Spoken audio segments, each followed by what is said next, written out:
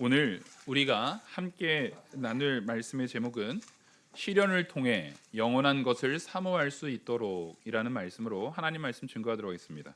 제가 지은 제목 중에 제일 길었던 것 같아요. 오늘 말씀이 우리가 시련이 주어집니다. 그 시련이라는 것이 꼭 나쁘고 괴로운 것으로 주어지는가라고 하면 꼭 그렇지 않습니다. 가장 시련이라는 말과 상관없을 것 같은 우리 인생의 이 이벤트가 있어요. 우리가 살아가면서 경험하는 그런 사건들 중에 시련하고는 가장 상관없을 것 같은 표현이 있어요. 듣기만 하면 딱 그렇게 와요. 근데 이것을 오랜 시간 경험한 사람들 중에서는 굉장히 부정적으로 말하는 내용이 또 이 사건입니다. 그 사건이 뭘까요? 결혼입니다. 결혼. 전혀 공감 못 하시는 것 같은데. 그래서 약간 공감하시는 분들도 있어요. 이 결혼이라는 말하고 시련은 너무나 상관없어 보여요. 그죠? 너무나 상관없어 보이는데 우리가 이제 우스갯소리인 것 같지만 막 예를 들어서 뭐 드라마나 영화 같은 데서 이 남자들이 여러 명이에요. 이제 막 결혼하려고 하는 그 남자 그 부하 직원을 향해서 네가 이제 지옥문을 여는구나 막 이러면서 그런 이상한 대사를 막 한단 말이에요. 근데 사실 이 부분이 일정 부분 왜 우리에게 공감을 주냐면 책임의 문제입니다. 책임의 문제. 시련이라는 것은 꼭 내가 원하지 않는 어떠한 어려움이 갑자기 확 닥치는 것만을 시련이라고 말하지 않는다라는 거예요. 시련이라는 것은 결혼하면은 내가 분명히 책임감이 많아지고 내가 책임져야 될 내용들이 많이 있다라는 것을 다 알고 있습니다. 당연히 그전에는 내 한 몸만 챙겼으면 됐어요. 나 혼자만 행복하면 돼요. 내가 먹고 싶은 거 그냥 오늘은 내가 뭐가 먹고 싶네 그럼 내가 그걸 먹으면 돼요. 사 먹든지 뭐라든지. 오늘 내가 보고 싶은 거 내가 그냥 보면 되는 거예요. 내가 번 돈을 가지고 내 필요에 따라서 쓰면 돼요. 그런 걸 우리는 자유로움이다라고 말하는데 그 자유로움이라는 것이 언제나 그냥 마냥 즐거운 것은 아닙니다. 실제로 우리한테 참된 기쁨을 주는 데에는 자녀가 이제 딱 생기면 정말 그 자녀가 생기기 전과는 분명히 힘든데도 불구하고 비교할 수 없는 기쁨이 있거든요. 근데 이걸 뭐랑 연결해서 설명할 길이 없어요. 그 아이가 울어가지고 잠 안 자가지고 힘든 게 분명히 있어요. 분명히 그 가정을 지켜나가기 위해서 내가 평소에는 나만 먹고 살기 위해서는 요만큼만 일해도 되는데 아내도 챙겨야 되고 자녀도 챙기기 위해서 또 아이가 생기면은 더 많이 내가 더 많은 수고를 해야 됩니다. 그러면 남자들 경우 제가 이제 남자다 보니까 저는 여자는 잘 모르겠어요. 여자 마음을 잘 모르겠어요.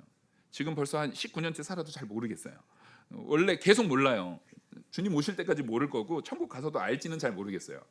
근데 우리가 분명히 남자의 기준으로 보면 내가 혼자 살 때에 그냥 나는 하고 싶으면 하고 말고 싶으면 안 하면 그만이었던 일들이 이제 가정을 이루면서는 분명히 해야 되는 일들로 바뀌어지는 것들이 있습니다. 성실성이라든가 책임감이라든가 이런 것들이 주어지는 게 있어요. 자, 분명히 말씀드리지만 이 성실성, 책임감 이런 것들은 좋은 가치입니까? 나쁜 가치입니까? 좋은 가치죠. 좋은 가치입니다. 이걸 동의하지 않으시면 일단 마음에 회개부터 하고 오셔야 돼요. 이게 좋은 가치입니다. 근데 이 좋은 가치가 남자의 기준을 갔을 때 여자도 마찬가지긴 해요. 나를 힘들게 할 때가 많습니까? 안 많습니까? 힘들게 할 때가 많습니다. 그래서 나를 힘들게 하는 그런 것들을 포기해버리는 사람들, 쉽게 놔버리고 쉽게 포기해버리고 쉽게 그것들에게 도망쳐가지고 자유를 찾아서 갈망해서 나가는 사람들을 우리는 발견할 수 있어요. 우리는 그런 사람들을 전문 용어로 나쁜 놈이라고 합니다. 나쁜 놈이에요. 무책임하고 자기의 당연히 해야 될 바를 다 버리고 자기밖에 모르는 인간. 나 싫어. 다 귀찮아.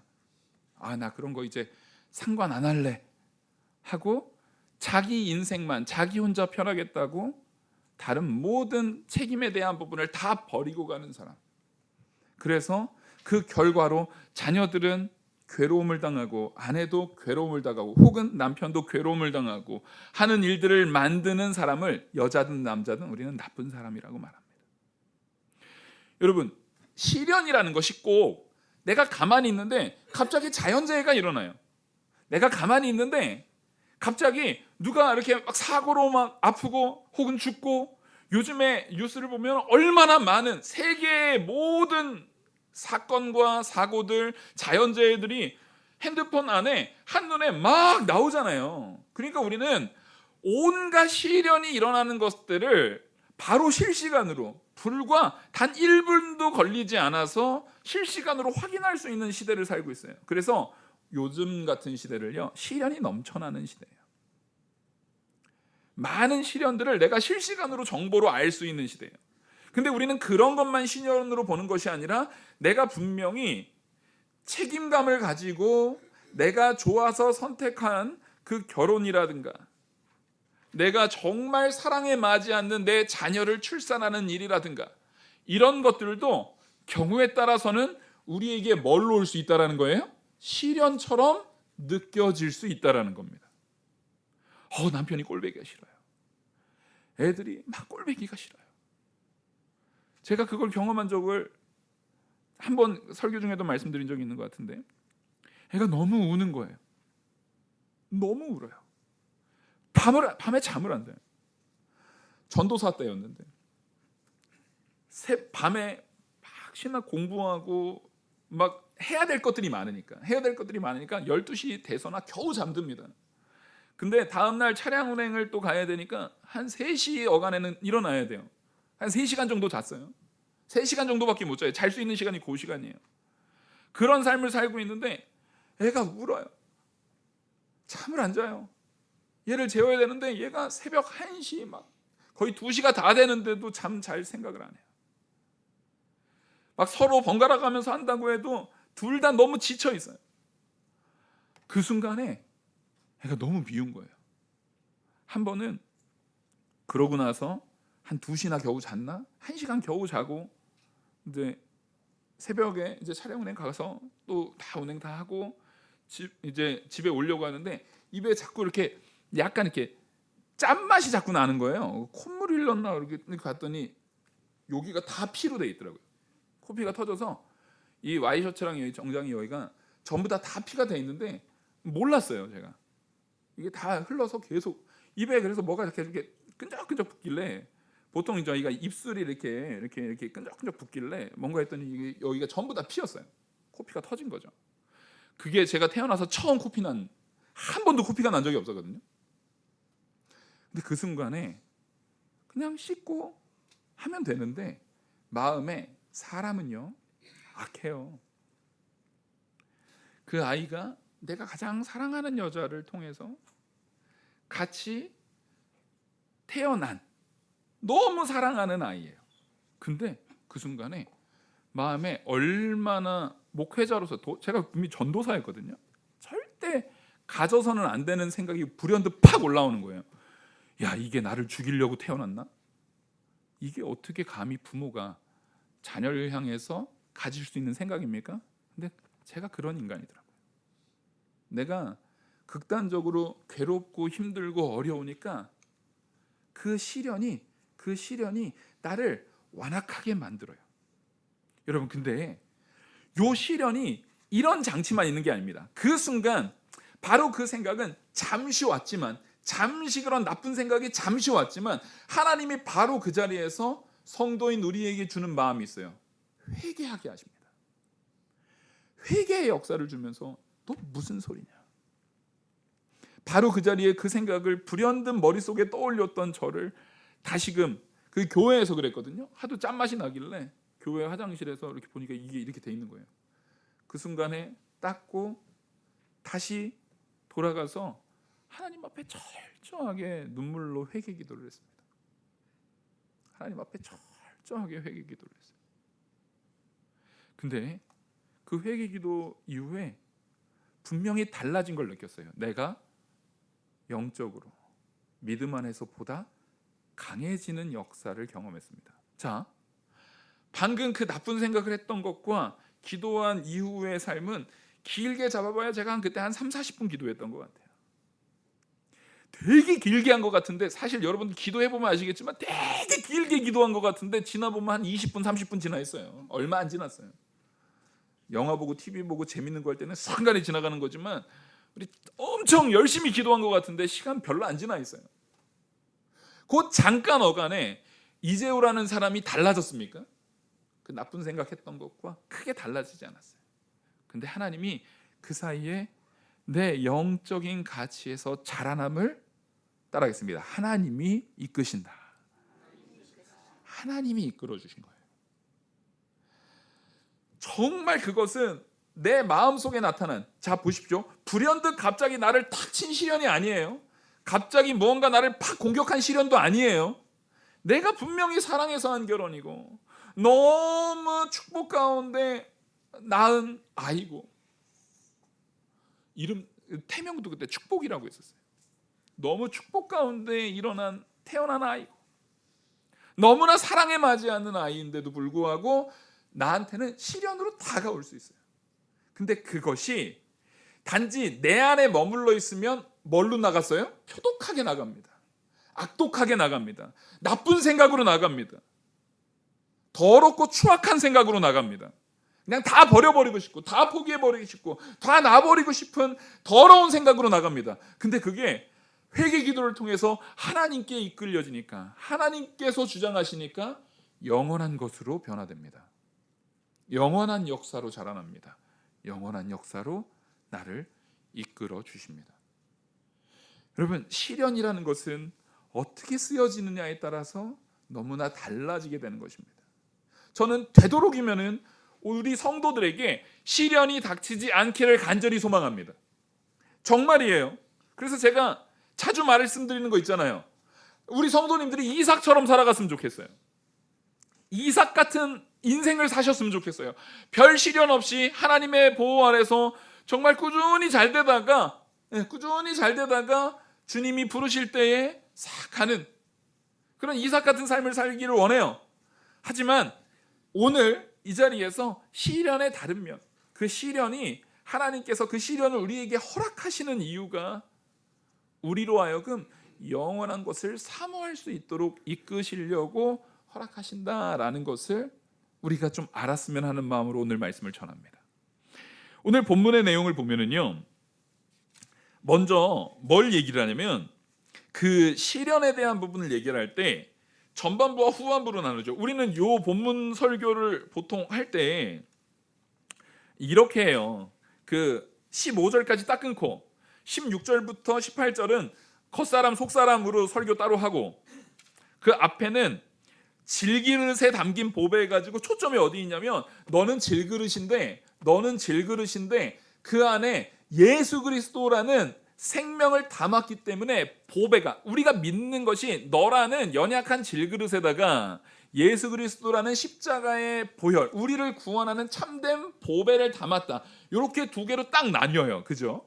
그래서 그 메시지를 가지고 우리가 설교를 듣습니다. 근데 이 본문을 보다 보니까 두 개가 연결되는데 시련이라는 가치로 연결되면서 거기에서 우리에게 중요한 것을 말해주더라고요. 그게 뭐냐면 오늘 본문에 이제 10절부터 7절부터 보시면 이렇게 말합니다. 우리가 이 보배를 질그릇에 가졌으니, 자, 이 보배는 뭡니까?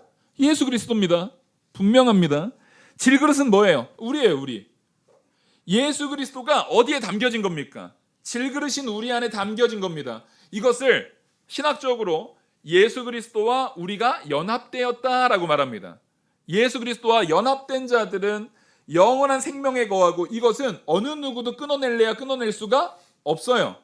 어떤 것도 감히 나와 예수 그리스도와의 연합됨, 이것은 누구로부터의 연합이기 때문에 그러냐면 하나님께로부터 주어진 연합이기 때문에 세상의 어떤 것도, 그것이 시련이 됐든 나의 완악함이 됐든 나의 부족함이 됐든, 제가 왜 나에 대한 부분을 얘기하냐면 세상 것들에 대해서는 우리가 쉽게 끊어낼 수 있는 요소들이 있어도 자기 자신의 죄악에 대한 부분을 잘 못 끊어내잖아요. 근데 그것마저도 우리의 죄악으로 인한 연약함이라도 감히 나와 하나님, 예수 그리스도께서 나를 붙드시는 그 역사 속에서 끊어낼 수가 없어요. 이걸 분명히 아셔야 됩니다. 그래서 우리는요, 여러분들이 주중에 죄를 지을 수 있어요. 연약한 자리에 있을 수 있어요. 근데 하나님께서 너 기도의 자리로 나아가라, 예배의 자리로 나아가라, 하나님 말씀 앞에 회개의 자리로 나아가라 할 때 그 마음을 만약에 하나님이 주셨다면 여러분들은 하나님께 붙들린 자입니다. 두려워할 거 없어요. 내가 이런 죄를 지었는데 걱정하지 마시고 당당하게 교회로 오는 겁니다. 당당히 주님의 말씀이 선포되는 자리로 오는 거예요. 조금 연약하게 살 수 있어요. 조금 부족하게 살 수 있어요. 온전한 모습으로 다른 사람들이 저 사람 신앙생활 왜 졌다 이러해 하는 말을 내가 들었을 수 있어요. 걱정하지 마십시오. 그 사람의 그 잘못된 판단, 하나님이 그런 판단을 허락하신 적 없거든요. 그 판단에 대한 부분은 하나님께서 그 사람한테 물으실 거예요. 나는 오히려 그런 말을 들었음에도 불구하고 어떻게 내가 행동하셔야 되냐면, 하나님, 내가 연약하지만 하나님의 자녀이기에 하나님이 나를 붙드신 것을 누구도 끊어낼 수 없다라는 그 믿음을 내가 믿고 있기에 다시금 하나님 앞에 예배드리러 나옵니다. 그 당당하심이 있어야 돼요. 제가 가끔 그런 거죠. 자녀들한테 우리가 보통 흔하게 말하는, 너는 뭐가 그렇게 당당하냐? 그러면 엄마 아빠가 다 낳았잖아요. 낳았으니까 책임져야지. 자, 그 말이 참 볼썽사납게 들리기도 하고, 이 뻔뻔한 놈이라고 하지만, 그러면서도 그래, 내 새끼니까, 내 자녀니까. 근데 하나님께서 우리를 어떻게 뭐로 삼으신 거예요? 자녀 삼으셨다라는 것입니다. 로마서에서 이렇게 말합니다. 로마서 8장 보시면은요, 8장 16절부터 성령이 친히 우리의 영광과 더불어 우리가 하나님의 자녀인 것을 증언하시나니, 자녀이면 또한 상속자 곧 하나님의 상속자요 그리스도와 함께한 상속자니 우리가 그와 함께 영광을 받기 위하여 고난도 함께 받아야 할 것이니라. 지금 성경에서 내가 하나님의 자녀인 것을 누가 보증한다고 하면 성령 하나님이 보증해 버린대요. 하나님이 보증하신다고요. 하나님이 보증하는데 여기에다가 저 그거 반대입니다 이렇게 말할 사람이 있어요, 없어요? 아무도 없어요. 그리고 그 하나님의 보증하신 가운데 우리가 상속자이기 때문에 하나님과 함께 영광을 분명히 받을 거예요. 우리는 앞으로 영원한 영광, 영원한 것, 우리가 영원히 누릴 것은 영원한 천국의 영광이거든요. 그 영광을 받는 것은 이미 확정된 거예요. 그러니까 누가 감히 네가 그러고도 무슨 성도야, 그냥 귓등으로도 듣지 마세요. 그 사람을 무시하라는 얘기가 아니에요. 그 말에 휘둘릴 필요 없다는 얘기입니다. 하나님께서 나를 택하신 역사는 누구도 취소하지 못해요. 그러니까 당당하게 그 사람이, 어떤 사람이 나를 함부로 판단한다 할지라도 그래도 하나님이 나를 구원하신 이 구원, 하나님이 내게 주신 이 믿음은 내 안에 분명히 있다. 성령이 보증하신다라는 것을 믿고 담대하게 나오는 거예요. 오히려 그럴 때일수록 더 예배 자리로 나오는 거예요. 더 기도의 자리로 나오는 거예요. 더 회개의 자리로 나오는 거예요. 여러분, 회개는 우리에게 분명히 필요합니다. 하나님께서 왜 그 필요한 회개를 우리에게 주셨을까요? 회개의 중요한 가치는 죄에 대한 회개죠. 죄 없이는 회개가 필요해야 안 필요해요? 죄 없이는 회개가 필요 없습니다. 그 얘기는 하나님께서 우리에게 회개를 촉구하신다는 얘기는 뭐를 준비하고 계시는 거예요? 이미 뭐가 준비된 거예요? 너의 죄를 내가 용서할 준비가 되어 있다라는 하나님의 고백이거든요. 내가 너 죄, 내가 용서할 준비가 이미 돼 있어. 그러니까 회개하라는 얘기예요. 하나님이 이상한 분이 아니에요. 너 회개해? 열심히 회개했더니 아이고 회개했냐? 수고 많았다. 근데 안 도와줄 거지롱 막 이래요? 하나님을 왜 이상한 분으로 만들어요? 하나님은 그런 분이 아니잖아요. 시간 헛수고했지? 아이고 시간 버렸지? 이러면서 비아냥거리시는 분이 아니에요. 하나님이 우리에게 회개를 촉구하신다는 얘기는 우리의 죄를 뭐 하시겠다라는 것이 이미 마음에 있으신 거예요. 용서하겠다. 그리고 더 나아가서는요, 용서하시고자 마음으로 결심하시고 계획하시고 확증하신 하나님께서 우리로 하여금 회개할 수 있는 능력을 주신 거예요. 예수님과 연합되지 않고서 회개할 수 있는 사람 있습니까? 없습니까? 없습니다. 하나님, 나를 불쌍히 여겨주세요. 하나님, 저를 용서해 주세요. 제가 또 이 연약한 가운데 있습니다. 저를 용서해 주세요. 여러분들이 이 말 한마디라도 하나님 앞에 드린 적이 있다면 그것은 누가 능력 주셔서 하는 고백입니까? 하나님이 능력 주셔서 하는 고백입니다. 절대 인간 자기 자신에게서 나올 수 있는 고백이 아니에요. 그 대상이 하나님이었다면 여러분들은 분명히 하나님의 택하신 가운데 놓여져 있는 자입니다. 그걸 누구도 취소할 수가 없어요. 그거 믿고 나가는 거예요, 우리는. 그래서 우리가 분명히 살아가면서 하나님 앞에 살아가는 그 삶 속에서 내가 열심히 결혼 생활을 하려고 하는 것 같은데도 불구하고 거기에서 내 죄로 인해서 나타나는 문제점들이 생겨나요. 내가 열심히 애를 키우려고 하는 것 같은데 거기에서도 문제점들이 생겨나요. 나는 사람들과의 관계 속에서 잘 해결하려고 애를 썼던 것 같은데 거기에서도 분명히 문제점들은 생겨나요. 근데 그 문제점들을 성경은 뭐라고 말하냐면은 징계인 것처럼 말해요. 왜 징계인 것처럼 말을 하냐면 예를 들어서 욥을 보더라도 욥도 자기가 애매히 고난당한 것의 대명사가 욥이잖아요. 그런데도 욥이 뭐라고 한다고요? 내가 하나님을 보고 나니까, 내가 하나님을 직접 들어서 아는 것 말고 하나님을 직접 대면하여 보고 나니까 내가 진짜 죄인이구나. 내가 당하는 모든 고난은 근본적인 죄인인 나로 인해서 나타나는 결과이구나. 그러니까 모든 어려움들은 일종의 징계의 요소를 가지고 있어요. 예를 들어서 아내와 싸워요. 근데 내가 정말 그리스도와 같이 온전한 사랑으로 완전히 다 품었으면 아내와 다투면서 아내가 화를 내게 하는 상황을 만들어주지 않았겠죠. 여전히 내가 완벽하게 누구를 닮지 못한 죄악의 요소가 있는 거예요. 그리스도를 완전히 닮아내지 못한 죄악의 요소가 있는 거예요. 그 죄에 대한 결과로서 나타나는 징계의 요소가 우리가 당하는 시련에는 언제나 포함되어 있습니다. 그래서 우리는 끊임없이 누구를 닮아나가는 존재냐면 끊임없이 그리스도를 닮아나가는 존재가 되어야 합니다. 이걸 가지고 들었지? 오늘 목사님 말씀 들었지? 너 끊임없이 그리스도 닮아나가? 또 야 너는 안 들었냐? 네가 닮아야지. 이러면 말짱 꽝이에요. 이러라고 주는 말씀이 아니잖아요. 여러분 따라하겠습니다. 설교를 면죄부로 받지 말자. 기독교는 여러분들한테 면죄부를 주지 않습니다. 말씀을 들었으면 그거는 누구한테 적용하는 거예요? 나한테 적용하는 거예요. 그래서 옛날에 우리 스승 목사님들은 아주 엄청난 통찰로 이런 말씀을 자주 하셨어요. 이런 설교하면 또 이거 누구 집사 들어야 되는데 하고 생각하는 사람들 있죠? 라고 했단 말이에요. 그죠? 그 사람 들으라고 한 거 아니에요.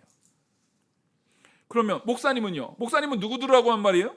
저 들으라고 한 말이에요. 지금 여러분들한테 선포하는 이 설교를 제가 저한테 얼마나 많이 설교했게요. 지금 하면서도 저한테 들려지잖아요. 우리는 자기에게 이 말을 선언하는 겁니다. 자기에게 이 말을 선포하는 거예요. 그래서 내가 예수 그리스도를 닮았다면, 더 그리스도의 온유한 마음을 품었다면, 더 사랑의 마음을 품었다면, 더 거룩한 자로 변화되어서 세상의 욕심이 아닌 사랑으로 섬기려는 그리스도께서 원수되었던 나까지 사랑해서 품고 사랑했던, 품고 섬겼던, 우리를 위해서 가장 낮아지셨던 그 모습으로 내가 섬겼다면 그 싸움으로 나아가지 않았겠죠. 근데 우리가 이걸 완벽하게 해낼 수 없으니까 적어도 연기라도 하라는 거예요. 한번 참고 내가 그리스도라면 이렇게 했겠지. 그리스도라면 이렇게 하셨겠지. 라는 마음으로 내가 아직 완전한 그 마음이 되지 않았어도 순간 한번 꾹 참고 그리스도라면 어떻게 하셨을까? 그리스도라면 이렇게 하셨겠지라고 하면 적어도 현실에서 나타나는 싸움이 너무나 재앙과 같은 너무나 큰 어려움으로 우리한테 뒤덮여 오지는 않을 수 있어요. 그래서 더 큰 시련을 더 작은 것으로 막아낼 수 있습니다. 시련이라는 것은 하나님께서 분명히 우리에게 주는 거예요. 우리에게 허락하신 겁니다. 하나님이 시련을 우리한테 준다기보다 우리가 죄인이다 보니까 그런 시련들이 계속 자연스럽게 와요. 왜요? 우리가 죄인이기 때문에. 죄의 싹은 사망이기 때문에 우리 안에 죄는요 계속 사망을 향해서 치달아요. 근데 그 사망을 향해서 치닫는 그 요소가 내 안에서 나오는 거지 하나님이 조장하시는 건 아니에요. 근데 여기서 중요한 게 있습니다. 내 안에 죄악이라 할지라도, 내 안에 분명히 죄가 있잖아요. 이 죄악이라 할지라도 나를 예수 그리스도의 사랑에서 끊을 수 있습니까? 없습니까? 없다라는 것을 믿으시기 바랍니다. 내 안에 그 죄도요, 감히 나를 그리스도의 사랑에서 끊을 수 없어요. 그리스도의 구원에서 끊을 수 없어요. 죄의 삭은 사망일지언정 그 사망이 나를 예수 그리스도의 사랑에서 끊을 수 없어요. 왜? 그 죄의 모든 내용을, 그 죄의 모든 값을 예수님이 다 치르셨기 때문에, 다 담당하셨기 때문에. 그래서 이제 우리에게 오는 이 시련이라는 것은 히브리서 12장 8절에 보시면 징계가 없으면 사생자요 친아들이 아니니. 자, 아까 로마서 8장의 말씀과 이걸 연결해서 로마서에서는 우리가 상속자, 양자지만 하나님의 아들, 상속자로 되어졌는데 우리에게 징계들이 오는 것은 양자인데 상속자라고 얘기하는 것과 히브리서 12절의 친아들이 왜 연결이 되냐면은 양자는 친아들이 아니잖아요. 근데 상속은 누구한테 합니까? 친아들에게 한단 말이에요. 근데 우리는 엄밀히 말하면 피조물이기 때문에, 하나님은 창조주고 우리는 피조물이기 때문에 절대 친아들이 될 수는 없어요. 근데 하나님은 우리를 누구처럼 대하신다고요? 친아들과 같이 상속자로 대하신다가 8장의 말씀이고, 그렇게 친아들같이 대해지는 우리는 히브리서에서 말한 것처럼 너희들은 친아들처럼 하나님이 대하시기 때문에 너희들에게 징계가 있다. 왜요? 우리가 그 징계와 같은 시련을 통해서 점점점 세상 것을 사모하지 않고 뭘 사모하게요? 하나님의 것을 사모하게. 우리에게 영원한 가치를 상속하시는 이도 하나님, 우리를 구원하는 이도 하나님, 우리를 창조하신 이도 하나님이면 당연히 우리는 누구를 사모하고 누구를 추구해 나가야 돼요? 하나님을 추구해 나가는 게 당연한 일이에요. 근데 우리의 죄가 이 당연한 것을 못하게 한단 말이에요. 우리의 죄가 마땅히 해야 될 이 당연한 것을 못하게 만든단 말이에요. 그러니까 그 못하게 하는 그 잘못된 것을 사랑하는 부모면 하게 해야 돼요? 못하게 해야 돼요? 못하게 하시는 것이 우리가 느껴지기에는 시련처럼 느껴질 수가 있다는 거예요. 나는 그거를 하고 싶거든요. 제가 이거 자주 드리는 예잖아요. 왜 자주 드리냐면 직관적으로 팍 머리 꽂히라고요. 애가 한 2살 어간의 애가, 2살보다 좀 더 어리고, 우리 해랑이 정도 되는 애가, 이제 해랑이가 보니까 막 이렇게 짚고 올라와요. 짚고 막 이렇게 서요. 그러면 집에 싱크대가 딱 있을 거 아니에요. 싱크대 이제 짚고 이렇게 이게 문을 열 수 있어. 지금 딱 열면 그 해랑이 눈높이의 싱크대는 그거 좀 바꿔야 될 것 같아. 항상 뭐 꽂는 게 있어요? 칼 꽂는 자리가 딱 있잖아요. 제가 이걸 해랑이를 생각하면서 생각했어요. 이 예화를 싹 짚고 이걸 열면 여기 딱 해랑이 눈높이에 딱 맞게 뭐가 있어요. 지금 칼 꽂는 자리가 딱 있어요. 그죠? 그럼 얘는 이거를 빼가지고 신기하잖아. 저 영롱한 빛깔, 저거 뭐지? 처음 보는 거야. 입도 한번 대봐요. 신맛, 처음 경험해보는 맛이야. 막 그러면서 그거를 끄집어내가지고 막 이제 이렇게 막 휘둘러 보고 싶죠. 근데 그거를 가로막는 시련이 다가와요.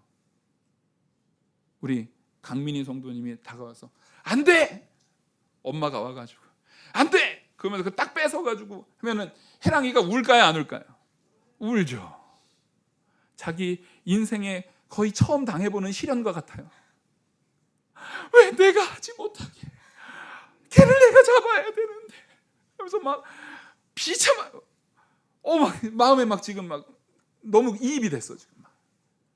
자, 아이한테는 그게 시련처럼 느껴지지만 사실은 엄마가 뭐 한 거예요? 보호한 겁니다.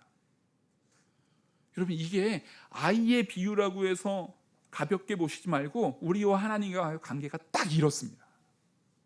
하나님은 창조주고 우리는 피조물이에요. 하나님은 창조주이신 영원하신 권능의 하나님이시고 우리는 연약한 자녀에 불과해요. 어린아이와 같아요. 그래서 하나님께서는 우리에게 시련인 것처럼 보인 것을 주시지만 사실은 그것을 못하게 함을 통해서 정말 우리를 보호하고 계시다라는 것을 믿으시기 바랍니다. 오히려 그 시련을 통해서 우리가 자라나도록, 이거는 안 되는구나를 알게 하는 모습, 이거는 하면 안 되는구나라는 것을 알게 하는 자리로 우리가 점점 자라나게 하는 모습으로 성장하게 하는 거예요. 좀 더 자라나면 이거는 위험한 것이라서 엄마가 못하게 한 것이구나라는 것을 깨닫게 되죠. 자라남이라는 겁니다. 하나님은 우리를 그렇게 이끄시고 계시다라는 것이에요. 그래서 오늘 본문이 말하는 것처럼 하나님께서는 우리에게 지금 많은 시련을 줘요. 8절부터 보시면 우리가 사방에서 우겨쌈을 당해도 걱정하지 마십시오. 쌓이지 않는 거예요. 답답한 일을 당해도 낙심하지 아니해요. 낙심할 필요가 없어요. 박해를 받아도 버림받지 않아요. 거꾸로 팀을 당해도 망하지 않아요. 우리가 항상 예수의 죽음을 몸에 짊어지면 예수의 생명이 또한 우리 몸에서 나타나게 하려 합니다. 이게 무슨 얘기냐면 예수의 죽음을 우리에게 짊어졌다라는 것이 우리로 하여금 우겨쌈을 당해도 쌓이지 않고, 답답한 일을 당해도 낙심하지 않고, 박해를 받아도 버림받지 않고, 거꾸로 팀을 당해도 망하지 않았던 비결이었던 거예요. 우리 안에 누가 있기 때문에? 예수 그리스도의 십자가의 보혈이라는 복음이 있었기 때문에 우리가 그런 걸 당할 일이 없어요. 걱정할 일이 없어요. 세상이 나를 우겨싼 것 같아도 나에게 있는 예수 그리스도의 십자가의 보혈을 믿는 믿음 안에서의 영생을 뺏어갈 수가 없어요. 하나님은 그 시련들을 통해서 내가 이런 시련을 통해도 절대로 하나님의 사랑을 뺏기지 않는구나 라는 것을 깨닫게 하시는 거예요. 이런 거 없었으면 좋겠어요 라고 하지만 있음을 통해서 깨달아지는 은혜가 있어요. 결혼하지 않았으면 영원히 무책임한, 말 그대로 키덜트로 컸을 거예요. 어른인데 애 같은 모습, 철이 없는 모습으로 계속 살았을 것인데, 그래서 우리 스승 목사님, 이병규 목사님이 결혼의 유익이라는 부분을 가지고, 이거 저 옛날에 그 시험에도 나왔거든요. 그 신학교 다닐 때 시험에도 결혼의 유익에 대해서 가장 중요하게 말씀하신 내용이 이거예요. 결혼을 함을 통해서 결혼에서 나타나는 많은 어려움, 환난들, 책임감, 이런 것을 통해서 하나님이 신부된 우리, 그리고 자녀된 우리를 사랑하는 그 사랑을 깨닫게 한다는 거예요. 하나님의 사랑을 깨닫게 하는 거예요. 그래서 결혼해서 자녀를 낳는 것이 결국 하나님의 사랑을 더 깨닫는, 한 단계 높아지는 그 성숙함을 갖게 한다라는 장점이 있는 겁니다. 물론 사도 바울과 같이 결혼하지 않고도 하나님께만 내 모든 것을 투신하는 그런 독신의 은사를 가진 사람은 그런 경험 없이도 하나님께서 더 큰 역사로 이르게 하는 큰 은혜를 주실 수도 있죠. 근데 일반적으로는 보통 그런 은혜를 경험할 수 없기 때문에 그 결혼이라는 과정을 통해서 그 성숙함을 주시겠다라고 하신다라고 가르쳤어요. 저는 그게 너무나도 명확하게 정답이라고 봅니다. 우리가 선택하는 시련이든 혹은 내가 당하는 시련이든 내 죄로 인해서 당하는 징계에 의한 시련이든 많은 시련들이, 많은 다양한 형태의 시련들이 우리에게 있을 수 있습니다. 많은 시련들이 있을 수 있어요. 시련이라는 단어 하나를 적었지만 이것으로 점철되는 그 많은 다양한 환경과 상태와 요소들이 있을 수 있어요. 근데 분명한 것은 내 안에 예수 그리스도와 연합됨이 있다면 그것이 어떤 형태로 온 시련이든, 내 죄로 인한 징계의 형태로 왔든, 내 선택인데도 불구하고 나의 연약함으로 나타난 시련이든, 아니면 갑자기 부지불식간에 일어난 시련이든, 어떠한 형태의 시련으로 오던 간에 내 안에 예수 그리스도의 십자가의 보혈의 역사가 있다면 우리는 그 시련 때문에 망하는 자리로 가지 않습니다. 그게 중요한 거예요. 우리는 절대 그 시련 때문에 망하는 자리로 가는 것이 아닙니다. 오히려 그 시련이 다가왔을 때 우리는 뭘 바라보게 됩니까? 영원한 것을 사모하게 됩니다. 이런 것들도 절대 나를 사랑하시는 하나님의 은혜 안에서 인생의 시련에 겪을 수 있는 그 모든 것들이 나를 더욱더 천국에 가깝게 하는구나. 제가 역사신학 전공하면서 참 재밌는 요소가 뭐냐면, 인류 역사를 다 보면은요, 우리가 가져야 되는, 제가 여러분들한테 설교 중에 자주 말하는 것 중에 하나가 우리가 꼭 가져야 되는 마음가짐이 있거든요. 그게 종말론적 신앙이에요. 신학적으로는 종말론적 신앙 어려운 말인 것 같지만 이거 뭡니까? 천국 사모하는 믿음 가지라는 얘기예요. 이 땅에서의 가치보다 영원한 천국을 사모하는 믿음 가지라는 것이 종말론적 신앙이거든요. 근데 이게 언제 제일 많이 나타난 줄 아세요? 인류 역사에 항상 똑같아요. 항상 똑같아. 이상하게도 시련이 있을 때. 로마의 압제 막 그 네로 때부터 해가지고 거의 1세기 이상 계속 박해가 계속 이루어지거든요. 근데 그 박해가 계속 이루어질 때 그 신앙인들이 종말론적 신앙을 많이 가졌어요. 우리도 마찬가지예요. 종교개혁 당시에도 종말론적 신앙, 하나님 빨리 오시옵소서 그랬는데 한국도 마찬가지예요. 한국도 일제치하와 6.25 때 성도들이 주로 기도했던 게 하나님 빨리 주여 어서 오시옵소서. 근데 요즘에 여러분들 그렇게 기도합니까? 잘 못 들은 것 같아요. 주여, 제가 주님 빨리 오시옵소서, 주님 언제 오시나 하는 기도를 가장 직접적으로 들은 건 저희 할머니가 마지막이에요. 저희 할머니는 맨날 하늘만 보면 그냥 주님 오실라나 봐. 저 구름 봐봐 특이하게 떴지. 주님 저거 다시고 오신다고 했는데 종말론적인 신앙을 가졌어요. 근데 저희 할머니는 인생을 어렵게 사셨어요. 우리의 인생 가운데 시련이 있고 어려움이 있었던 사람들은요 종말론적인 신앙을 가져요.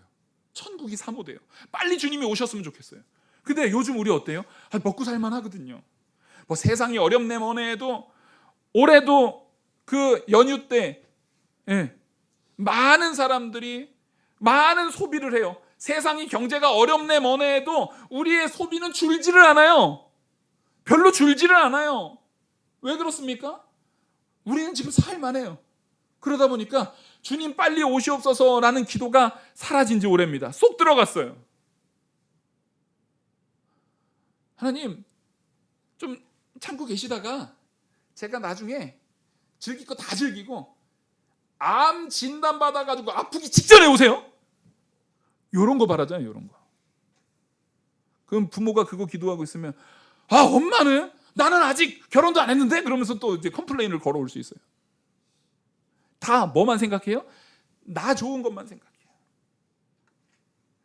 하나님께서는 우리에게 이 시련을 통해서 얻어지는 그 참된 가치, 내가 정말 나의 시련이 예수 그리스도의 은혜 안에서 연합되어진다면 이제는 오늘 본문의 하반절 16절 그러므로 우리가 낙심하지 아니하노니 우리의 겉사람은 낡아지나 우리의 속사람은 날로 새로워지도다. 우리는 잠시 받는 환난에 경한 것이 지극히 크고 영원한 영광에 중한 것을 우리에게 이루게 함이니 우리가 주목하는 것은 보이는 것이 아니요 보이지 않는 것이니 보이는 것은 잠깐이요 보이지 않는 것은 영원함이라. 여러분 공교롭게도 이 본문이 적혀져 있던 이 고린도 후서 당시 이 시대 당시도 지금 박해가 심할 때예요 안 심할 때예요? 박해가 심할 때예요. 심할 때 이런 종말론적인 믿음이 있었던 것처럼 사실 우리는 이 믿음을 심하든 안 심하든 우리가 받아야 합니다. 받아야 해요. 그래서 이 겉사람으로 점철되는 내 이 세상의 쾌락에 내가 빠지는 것이 아니라 나는 하나님만 의지해서 하나님이 내게 주실 그 속사람, 그 영원한 것을 사모하는 자리로 나아가야 됨을.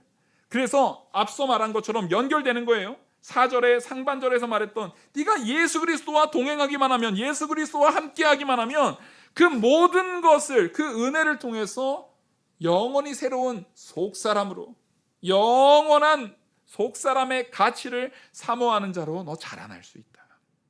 이 능력을 하나님이 주신 줄 믿으시기 바랍니다. 그 은혜를 받은 자가 조금 부족한 모습으로 시간이 좀 오래 걸리겠지만 모세가 대단했던 인물이 바로 그거예요. 애굽의 왕자예요. 왕자의 직위를 다 누릴 수 있어요. 그런데도 불구하고 그 영광을 히브리서 11절에서는 그 영광 다 버리고 뭘 택했다라는 거예요? 하나님의 백성으로서의 삶을 택했다라는 거예요. 믿음으로. 그게 놀라운 거예요. 또 사도 바울을 보십시오.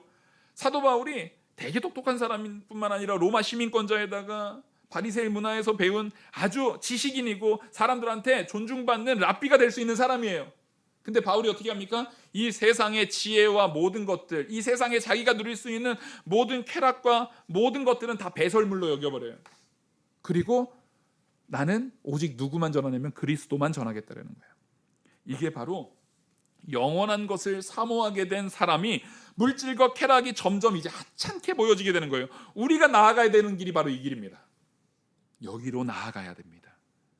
왜냐하면 하나님의 역사하심이 위대한 것을 발견하게 되기 때문에. 저는 오늘 이 시간 여러분들이 하나님의 역사의 위대하심을 발견하길 바랍니다. 발견하게 되면 우리에게 나타나는 반드시 변화되는 요소가 있어요. 그게 바로 겸손이거든요. 두 가지 형태의 겸손입니다. 우리 3번 한번 같이 읽겠습니다. 시작. 하나님의 위대하심 앞에 놓인 나의 자금을 발견하고 하나님과 동행하며 점점 겸손해지도록 이끄신다. 이 이끄심에 순종하라. 우리가 하나님의 위대하심을 발견하잖아요.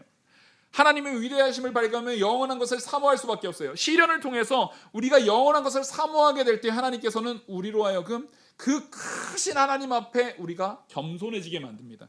이거는 안 믿는 사람들도 가끔 경험하는 거거든요. 뭐냐면 안 믿는 사람 중에 산조하는 사람들이 자연의 거대한 자연을 앞에서 나의 자금을 얘기하고 막 겸손을 시로 쓰는 안 믿는 사람들이 있어요. 그거는 일면만 본 거예요. 진짜 겸손은 하나님을 발견할 때 이루어지는 겁니다. 또 하나의 요소는 4번 같이 읽겠습니다. 시작. 교만한 자는 하나님을 의지하지 않기 때문에 택한 백성이 교만해지지 않도록 시련을 통해 우리를 겸손한 자가 되도록 이끄시기도 한다. 사실 이게 우리한테는 진짜 중요한 요소입니다.